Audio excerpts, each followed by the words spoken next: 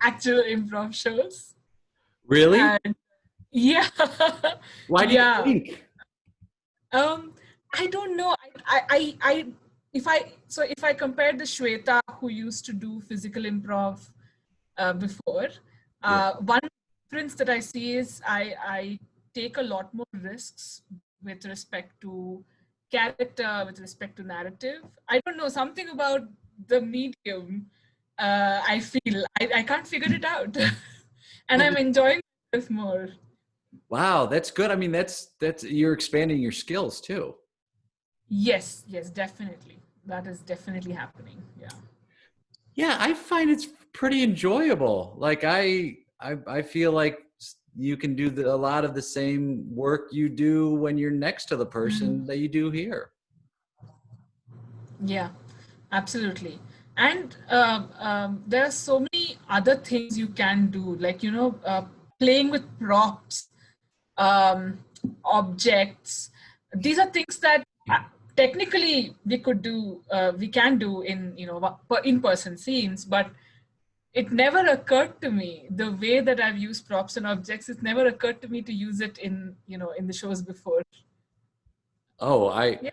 I was in a group when I first got started. It was a short form group, and we had costumes and wigs, and it was super fun.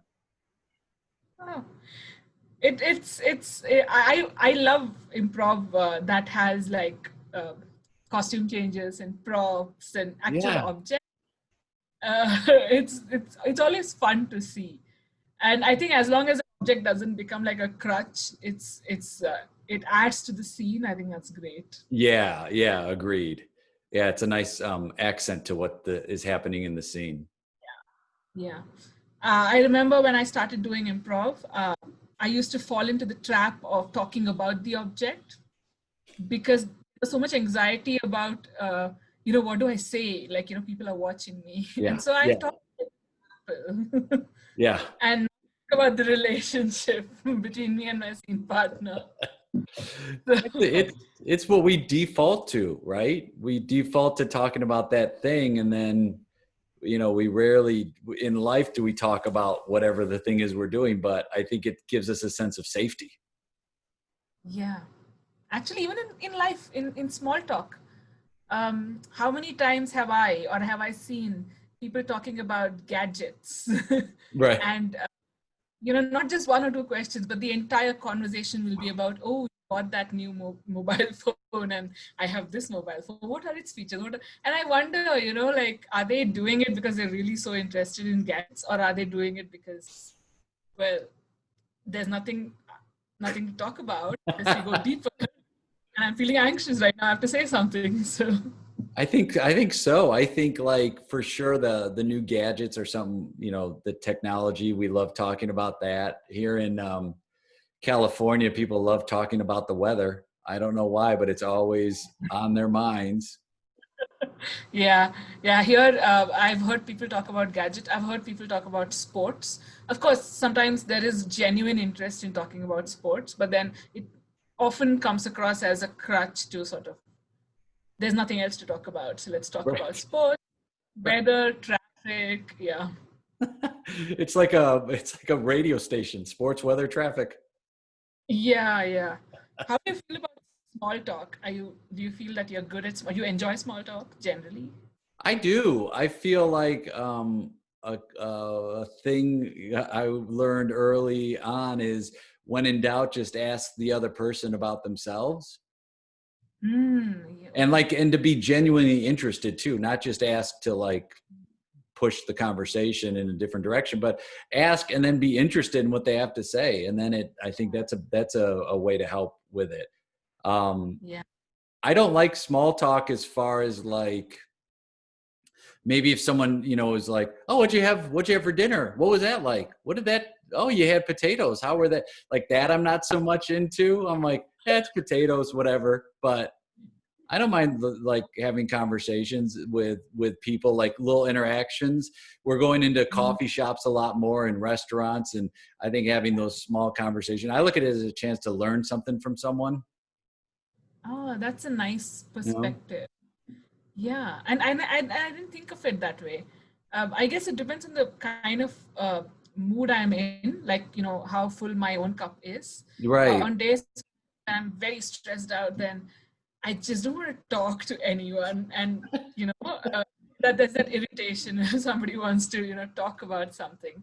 But on other days, I'm very interested in what other people, I'm interested. I make friends much quicker. And Yeah, I think those days where you don't want to talk to people, I feel like, oh, those are as valued and valuable days as other days too. It's like, yeah, I remember talking to a therapist who says you don't have to talk to anybody if you don't want to, and I was like, oh, right. But there's a certain element of politeness that I think we have to get past, because it's more about like helping yourself. And if you don't yeah. feel like talking to somebody that day, then cool. Yeah, politeness. And it's also a very cultural thing. Like, for example, here, like in my family, or in Bangalore, if we go for functions, family functions, and sometimes I'm just not in the mood to like talk to everybody. Yes. Seen as, I will say hi, and then probably I will sit, unless there is something, that is deeper. Uh, that is not seen as very polite, and that is not something that you do when you go to functions. You have to keep up a constant chatter of some high level, superficial sort of conversations there, and that can be very exhausting.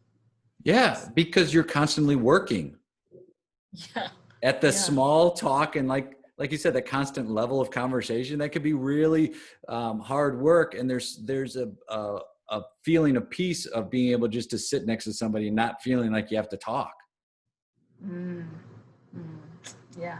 you know and like our listening skills, a lot of times people mistake listening for, I was talking to a friend of mine the other day, of like, it could be taken as you're being snobbish or a feeling of better than someone else. It's like, no, sometimes the listening part of it is maybe you just want to relax, or maybe you're feeling anxious and you don't have anything to say, or you get very nervous, but people misinterpret what that is all the time. Mm, yeah. Yeah, that happens to me when I'm intimidated Yeah. in a circle where I feel a little intimidated.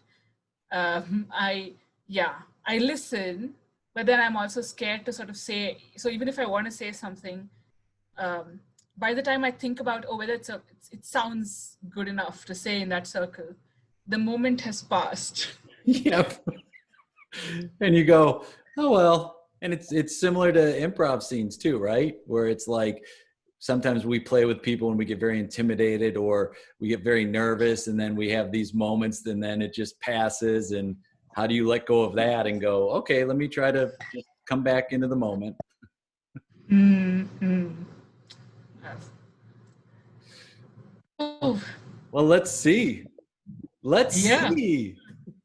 Yeah, how do we come back into the moment? Let's see. Let's see. We've got wow, we have so many wonderful suggestions. We've got 24 to choose from. Wow. I haven't read any of I haven't read. I have no idea. You can pick any number 1 to 24, and I'll tell you what that is. 1 to 24. How about 17? 17 is the first number that came to me. Oh, that's perfect. 17 is wonderful. It is. Dun, dun, dun. It comes from our friend David Escobedo, who you just talked with Oh, a few moments ago. And our suggestion is empowering.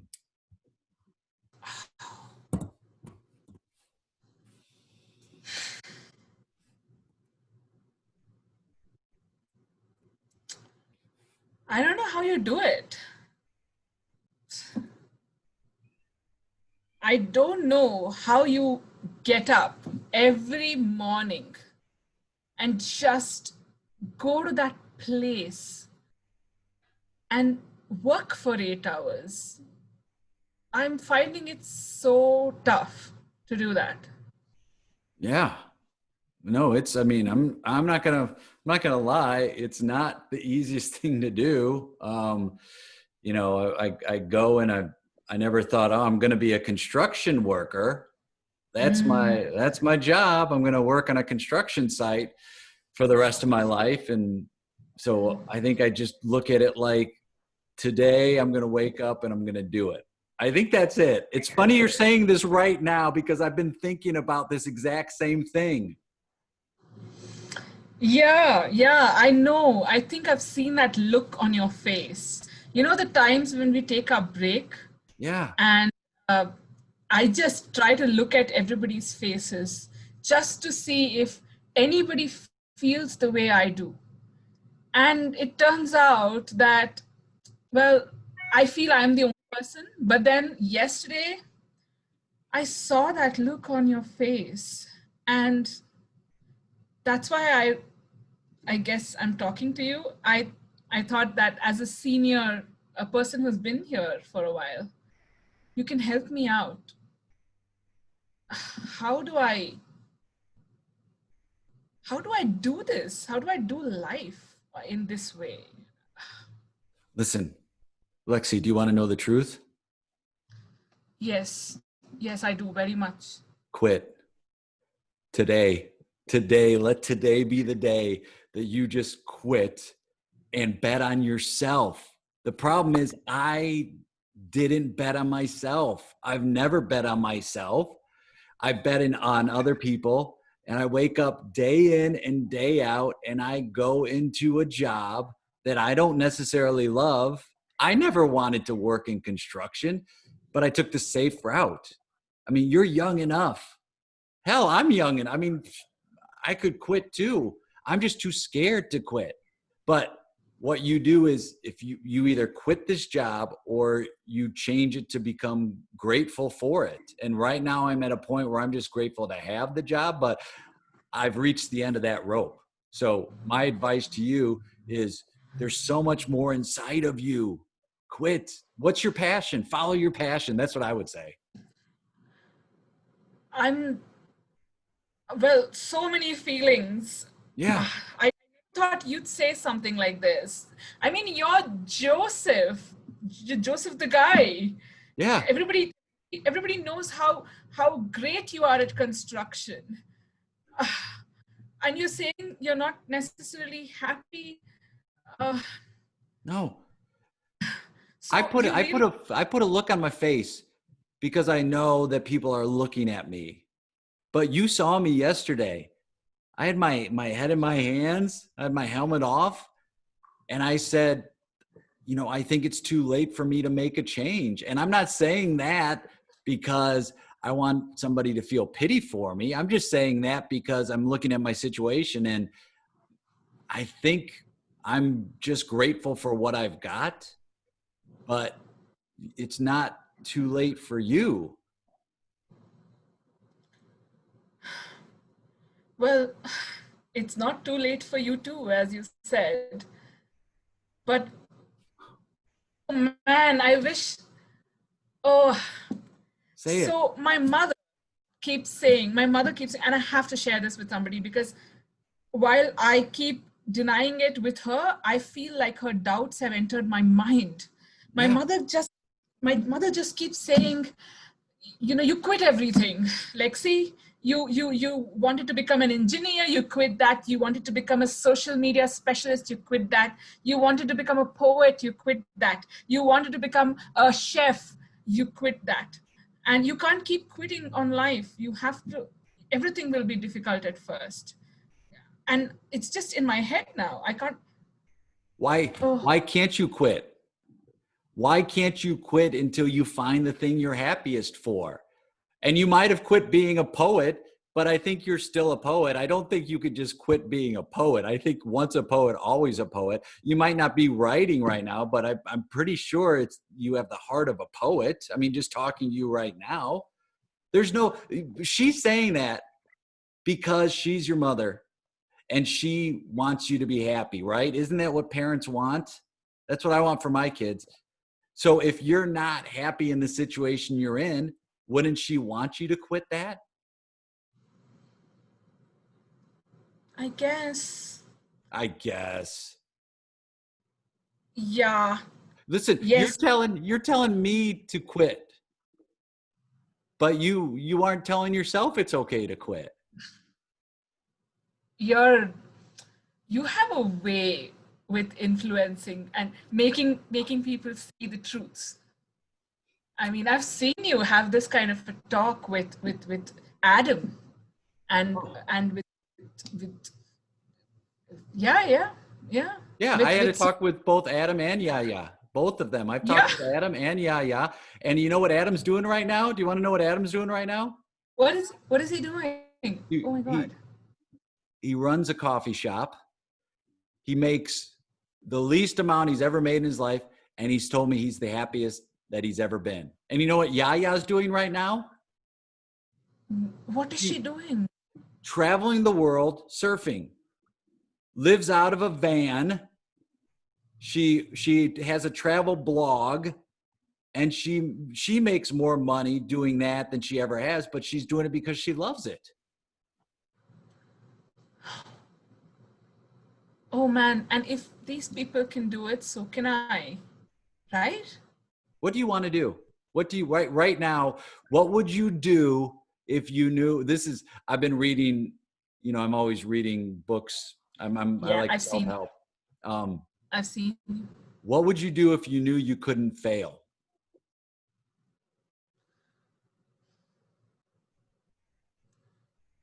I guess I've always wanted to sing. Sing right now, right here. What? Yes, No. yes. Wait, There are you. people, this is a construction site. I mean, come They're on. not going to hear you over all the rattling. We're so far. Uh, We're not even near the site. It's right there. They're not going to. And you know what? Even if they do hear us, who cares? Sing. I'll join you if you need help. And I don't consider myself a strong singer. um, oh man, I'm so shy. This is why my mother told me that I can't sing, I guess. You know what? If you're 4 years old and you have a bunch of 4-year-olds around you, and someone says, "Let's sing," all the 4-year-olds start singing. Yes. None of the 4-year-olds say, "I can't sing." They'll dance. But when we become adults, we start saying we can't sing or dance. It's like, no, you can sing, you can dance. Have you listened to some of the people singing professionally? They're not the greatest singers. Close your eyes Yeah. and Okay. sing. Okay, here goes. You can't laugh.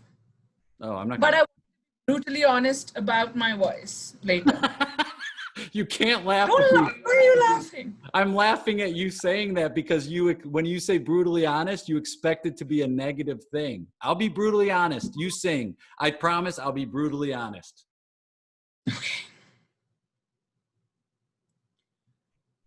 Raindrops and roses and whiskers on Kittens, bright bright copper rubber kettles, kettles and warm woolen woolen mittens, round brown paper paper packages packages tied tied up up with in string. string. These These are are a a few few of of my my favorite favorite things. things. I'm gonna be Girls in dresses with blue satin satin sashes, sashes, snowflakes that snowflakes stay that stay on my on my nose nose and and eyelashes, eyelashes. silver Silver white white windows that melt melt into into spring. spring. These These are a are a few few of of my my favorite favorite things. things. Oh man, I feel like a 4-year-old. Lexi, you're fired. You know why? Thank you. Oh my God. Now Yes, I go. know. Oh, Now you can get your unemployment. thank you. Thank you. I will need that for a bit. For a bit, yes. You know what? How about this? Don't have a plan B. Just have a plan A. That is scary, but sounds exciting. Scene. Uh, You're Oh awesome. man, you too. Oh my Oh, God. That was so great. that felt so real because um I used to sing a lot in my childhood, and I sort of, I don't know where I acquired that belief, but that belief is there that I can't sing. And I'm very shy about singing in front of people.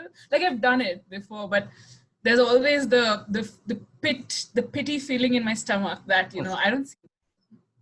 I, I'm just doing it in chorus, like, along with other people. It's funny. I think it was a stand-up George Carlin. I think it was George Carlin. I'm not sure. Maybe it was Phyllis Diller. There was a stand-up who said, for the first year of a child's life, we can't wait for them to walk and talk. And Mm, then the rest of their lives, they're told to sit down and shut up. yeah. Well, And I ask people in class all the time. I learned this from a friend of mine who goes, "Hey, raise your hand if you can sing. Raise your hand if you can dance."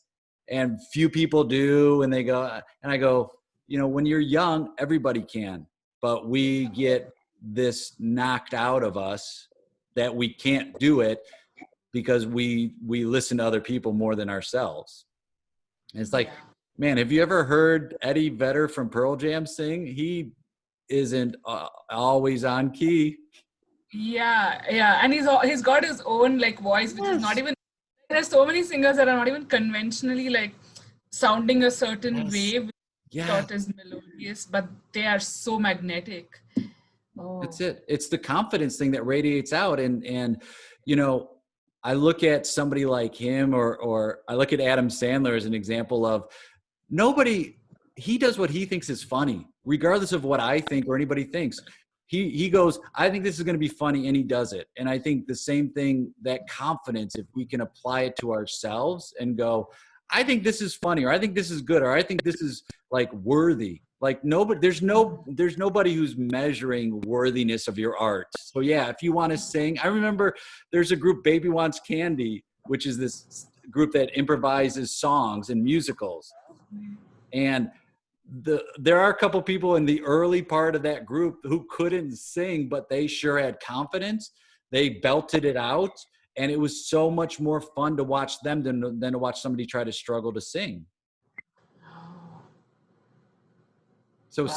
sing. Yeah, yeah. It's been a process trying to sing with the confidence that, I'm enjoying myself and to help Um, what anyone thinks. you ever see a pilot? We talked about this earlier. A pilot walking through an airport. They walk with such confidence. Yeah, And that's yeah, the way I wish we can start improvising. I wish I could have a sprinkle some potion on people to be like, you've got confidence right now. Because once that happens, remember we're improvising. So none of this has been created before. So there's no way my brain thinks I can make a mistake and mess it up, but I mm, can't do it. It's improv. yeah. And even if you do mess it up, that'll be a different gift. That'll be another Yes. gift. Yeah, Play yeah, it, play the wrong note again. That's takes from jazz. If you play the wrong note, play it again and again, and then becomes a pattern. yeah, Right? yeah. Oh pretend man. Yeah, pretend you did it on purpose. yeah. You fell down. You were meant to fall down. Yes.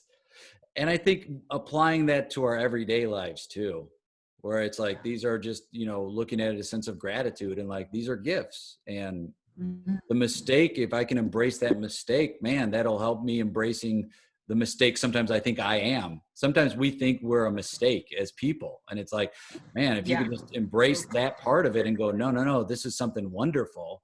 Uh, I think it helps a lot. At least I've seen it like when I have a better personal life, my improv is better because I'm happier. Yeah.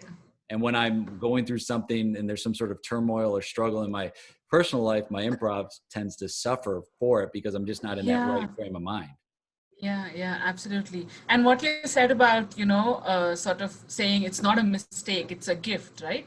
So, like a lot of things that we tend to be embarrassed about or we tend to not like can often turn out to be like almost superpowers. Yeah. So, for if you think of the sensitive child, a sensitive child can grow up to be a very creative or a very empathetic adult, or even in childhood. And that is a superpower. And that was because, in a lot of, it heavily depends on the fact that, and it depends on how people see it. Yeah. So that's such a lovely way to look at life and ourselves. I mean, you're right on with like perspective. Yeah. What's the perspective? And a lot of times it's so much easier for us to change our perspective based on what we think other people are either like, or what they appear to be like, or what they think of us, even though we have no proof. So we change our perspective and we go, I could do a show in front of 1,000 people and 999 can say that show was the greatest thing I've ever seen. One person can walk by and go, meh. I go, No. that person knows, everyone else is full of it. But that person who went, Yeah. meh, they really, Oh, because we yes. we have this self-imposter syndrome and we think they know. And it's like, no, nobody knows. It's just varying degrees of confidence. Yeah, absolutely. Yeah. And that has happened to me. Like, majority positive reviews and the one. And what I loved about the scene was when you said brutal, brutal feedback. That is so. I do think of, when I think of brutal feedback, the first association is negative feedback, Yes. right? Why can't it be energetically positive feedback also?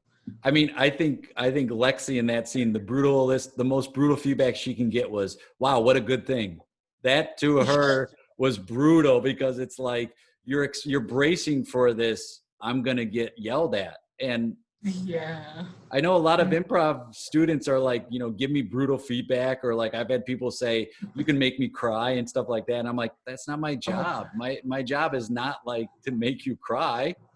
I don't know, like I don't have any idea of what should have happened in your scene. It went pretty good. So my feedback is not of the brutal variety. I just don't think it serves anybody. Plus we're playing make believe. Like giving feedback on make believe is a little bit interesting as well.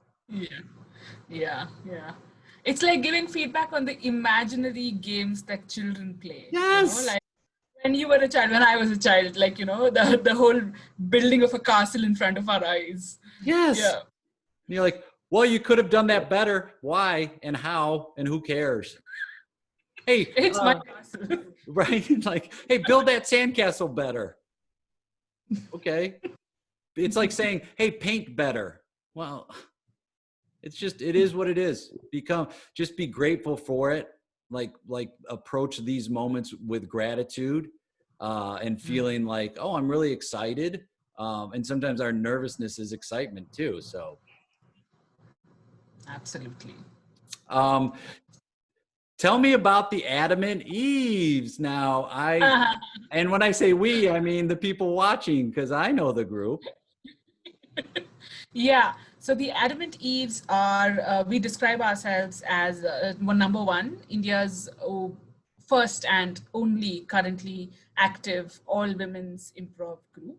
And number two, as a bunch of great improvisers who happen to be women. Yeah. Now, it's important why we phrase ourselves this way is because while it's great that we are a bunch of women improvisers, and there's a lot of positives with playing as an all women's group, we also don't want to be thought of as, oh, women improvisers. So there's that little bit of tokenism that comes in with that.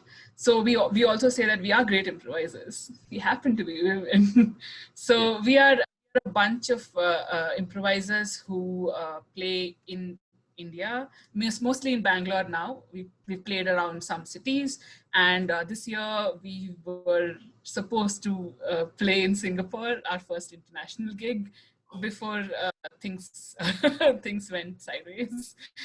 Well, but we will be on our feet again. But currently, we are doing online shows. We do around once a month, and we do it. I also do shows with Improv Comedy Bangalore. So Adamant Eves is a part of Improv Comedy Bangalore, and Improv Comedy Bangalore, we are doing a lot of shows on Zoom. we are having fun. We are enjoying the hell out of it. Oh, I've caught some of those shows. They're so fun. When are the Adam and Eve's shows? What's their regular? Do they have like a regular time once a month that you're doing shows?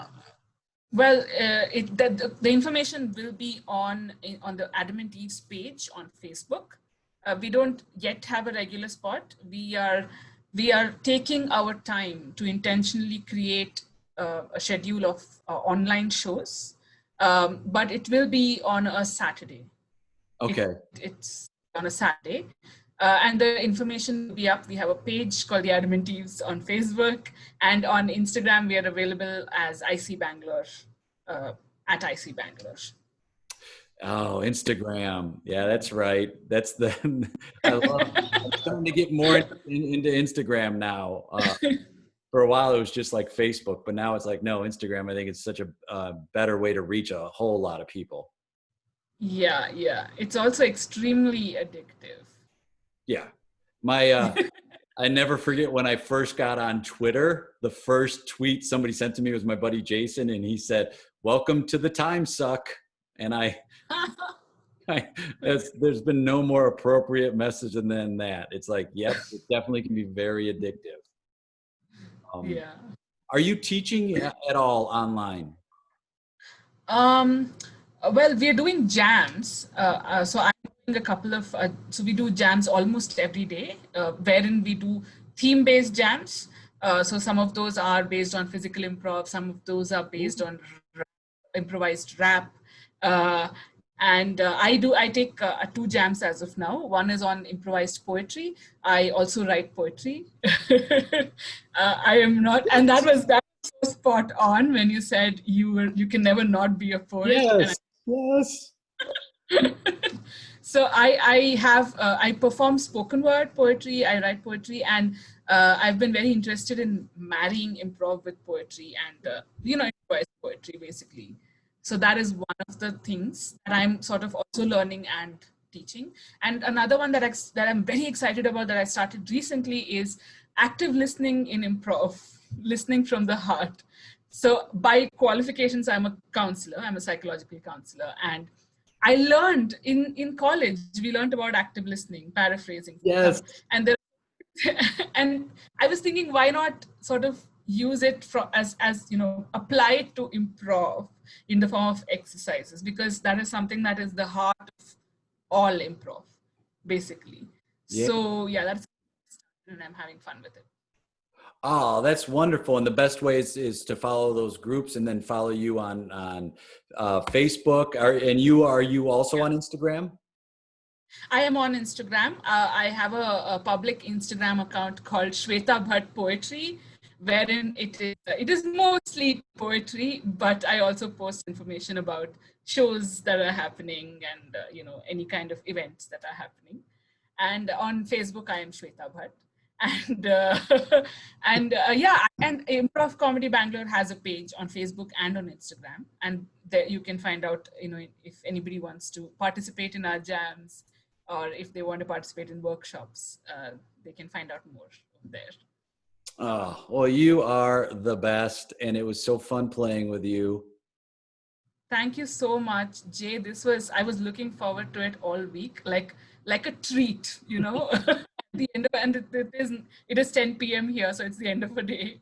So I've been good all day so that I can get a treat. Yeah.